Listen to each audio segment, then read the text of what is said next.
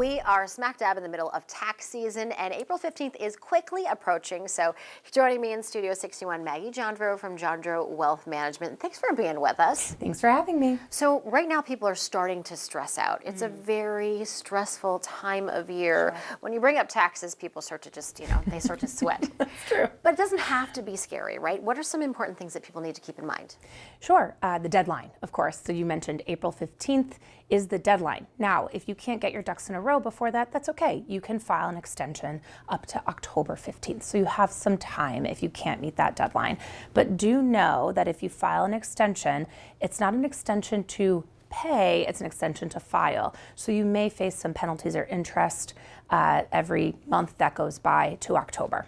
So don't put it off indefinitely. Correct. Talk about some of the changes that people are going to see as far as tax laws, SALT. That's a big one. Yes. So the One Big Beautiful Bill was passed in 2025. So this is the first year we're seeing some of those provisions. And a big one is the SALT deduction.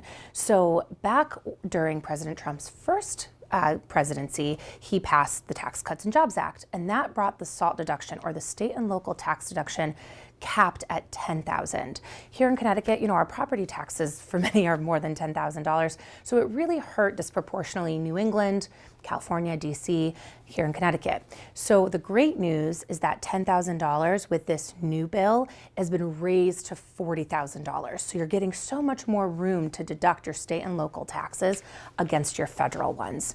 Now, just a keynote, if you make $500,000 or more, you may not get the full $40,000. There's a sliding scale, but everyone's still going to qualify for that $10,000. So it's really important this year to talk to a CPA or an accountant, because they're going to run both scenarios, the standard deduction and then an itemized deduction, which is when you can take advantage of that SALT piece.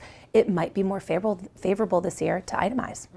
I'll talk about some changes that are really going to affect people who are retiring soon or are already retired. Yeah. So Connecticut is really trying to become a more retirement-friendly state, and we kind of talked about that. Which is good. Yeah.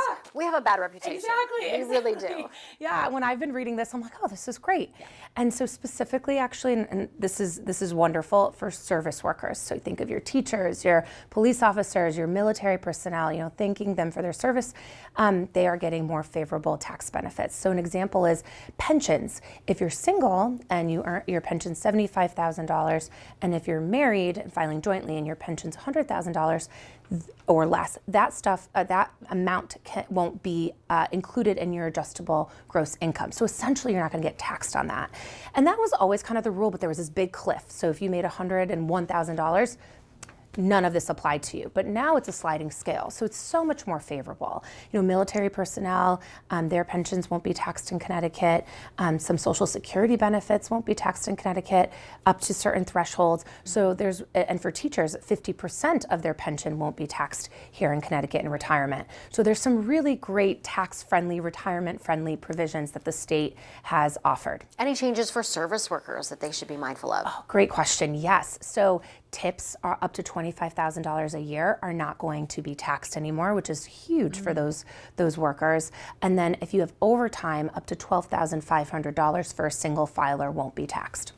And then what about parents? We have to keep in mind childcare costs and things like that. Sure. So there's a child care credit. There's an ability sometimes to deduct for daycares, for example, especially if you're using certain accounts to fund daycares. So it's a great idea to bring this up with your accountant and your financial advisor to understand what sort of deductions there are and what sort of opportunities there are as a parent, especially when paying for school or daycare. So definitely keep that in mind. Sounds like there's been good news this year for a lot of people. Any last final words or tips for everybody out there? Yes. One thing I like to tell people is that getting a refund isn't necessarily a good thing, right? Because it just means that you overpaid the government and they held your money for a year without earning any interest. Exactly. So adjust with your accountant and your financial advisor and your withholding. Correct, yeah. Because you don't want the government to hold your money longer. They're getting the interest instead of you. Instead of you, exactly. And, and I get it. Some people see it as this savings that comes back to them.